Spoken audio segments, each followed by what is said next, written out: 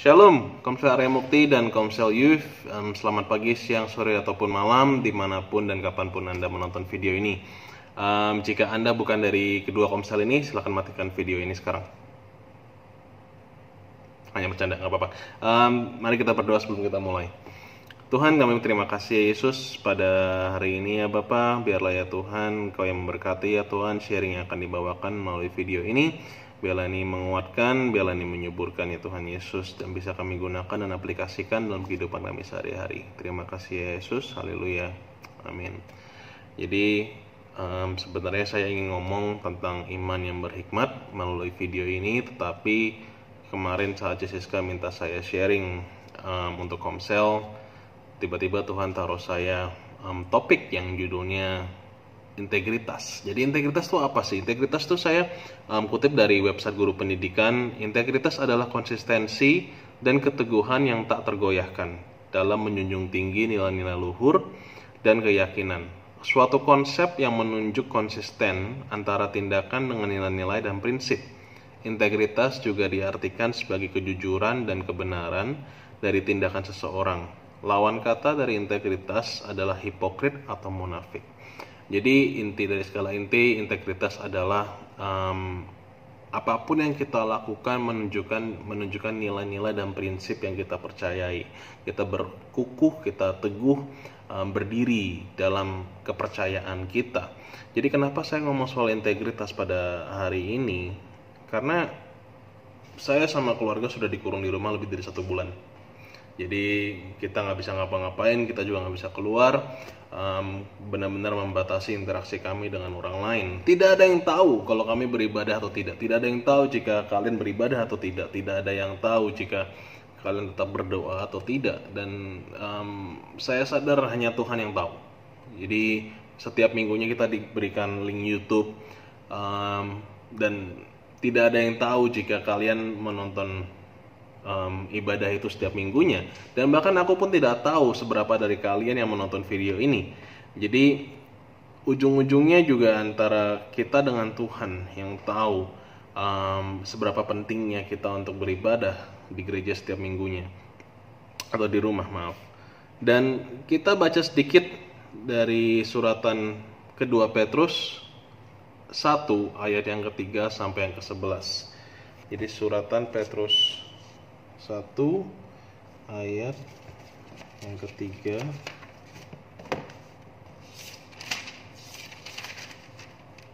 yang kedua, 2 Petrus 1 ayat 3 sampai ke 11.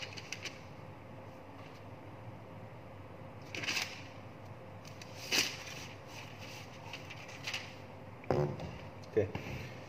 Karena kuasa ilahinya telah menganugerahkan kepada kita segala sesuatu yang berguna untuk hidup yang saleh oleh pengenalan kita akan Dia yang telah memanggil kita oleh kuasanya yang mulia dan ajaib. Dengan jalan itu Ia telah menganugerahkan kepada kita janji-janji yang berharga dan yang sangat besar, supaya olehnya kamu boleh mengambil bagian dalam kodrat ilahi dan luput dari hawa nafsu duniawi yang membinasakan dunia.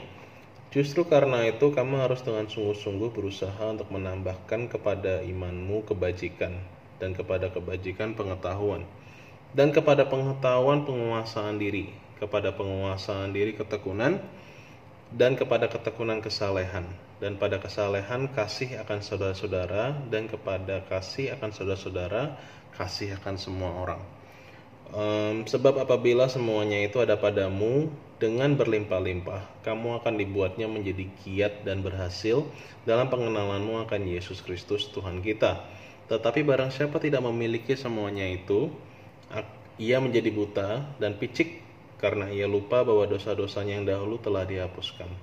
Karena itu saudara-saudaraku, berusahalah sungguh-sungguh supaya panggilan dan pilihanmu makin teguh. Sebab jikalau kamu melakukannya, kamu tidak akan pernah tersandung. Dengan demikian, kepada kamu akan dikaruniakan hak penuh untuk memasuki kerajaan kekal, yaitu kerajaan Tuhan dan Juru Selamat kita, Yesus Kristus. Amin. Dan kenapa surat Rasul Petrus seperti ini? Jadi Petrus saat itu menulis surat ini justru kepada orang-orang yang percaya, justru kepada orang-orang yang telah beriman. Tetapi Petrus mengetahui akan banyaknya godaan-godaan, banyaknya guru-guru palsu yang muncul pada zaman itu, dan dia menuliskan surat ini agar orang-orang yang percaya tetap beriman, tetap teguh, tetap kukuh pada pendiriannya. Jadi seluruh isi suratan kedua Petrus itu lebih ke arah adalah penguatan iman, sehingga orang-orang Kristen pada zaman itu tetap berjalan di jalan ilahi. Mereka tidak mundur dari iman mereka. Dan bulan-bulan pertama pandemi ini banyak sekali WA yang saya terima, walaupun itu berita, input, tips and tricks segala macam, dan tidak sedikit dari berita-berita WA ini yang ujung-ujungnya ternyata hoax atau palsu. Dan seringkali saya terima hal-hal yang tidak benar, hal-hal yang menyesatkan pengetahuan kita tentang corona pada saat itu. Dan saya harus berusaha mempelajari hal-hal itu. Saya berusaha menggali informasi yang sedalam-dalamnya untuk mengetahui baik itu yang mana yang benar ataupun mana yang salah.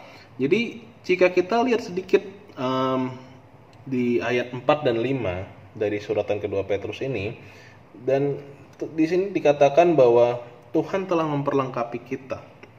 Tuhan telah memberikan kita hal-hal yang bisa kita gunakan untuk tetap berada di jalan-jalan ilahi.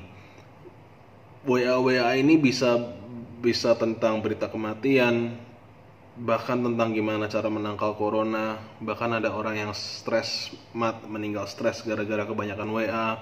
Dan setiap hari kita selalu dihadapkan dengan hal seperti ini. Saya nggak tahu kenapa masih ada orang yang mau kirim-kirim hal-hal seperti ini. Cuman bahkan baru-baru ini ada yang ngeprank di video YouTube ngasih sembako isinya batu bata. Ada banyak sekali berita-berita yang tidak benar di dunia ini, dan itu pun juga bukan hanya tentang corona, tentang iman, tentang Kristen.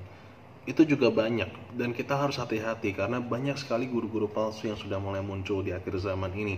Banyak sekali berita-berita palsu yang sudah muncul di akhir zaman ini, dan semakin gampang orang percaya dikarenakan lengahnya orang-orang dan tergantungnya mereka pada media-media seperti ini. Dan jika Tuhan tidak memperlengkapi kita dengan baik, atau kita tidak berdoa kepada Tuhan untuk perlengkapannya Dia, kita tidak akan bisa menahan arus ombak dunia yang mencoba membawa kita, menghanyutkan kita mengikuti jalurnya mereka. Jadi saat ini orang-orang Kristen, terutama kita yang percaya kepada Tuhan, adalah saatnya di mana kita benar-benar berdiri teguh, kukuh pada pendirian kita secara integritas, untuk tetap percaya kepada Tuhan Yesus, untuk tetap beriman kepada Tuhan Yesus. Dan bukan berarti saya minta kalian untuk oke, kita beribadah di luar, mari kita percaya pada Tuhan, tidak. Tetapi lebih ke arah adalah bahwa kita bisa menunjukkan bahwa kita adalah orang-orang beriman di tengah pandemi ini, bahwa kita adalah orang-orang yang saleh, kita orang-orang yang dipercaya Tuhan Kristus untuk bisa membawa orang-orang kepada keselamatan. Dan saya percaya ada maksud dari Tuhan di balik semua ini. Saya percaya ada rencana yang indah di balik semua ini. Walaupun emang setiap hari kedengarannya resah, beritanya resah, tetapi sebagai orang beriman pun kita harus tetap positif, kita harus tetap beriman kepada Tuhan. Dan saya mau cerita dikit tentang hal ini. Jadi berat saya sekarang 116 kilo. Nggak kelihatan. Cuman dan gara-gara di rumah jadi lebih banyak ngemil mungkin, atau makan tidak kerasa, tidak banyak kegiatan, dan saya tidak sadar kalau berat saya sampai 116 kilo. Sampai akhirnya suatu ketika itu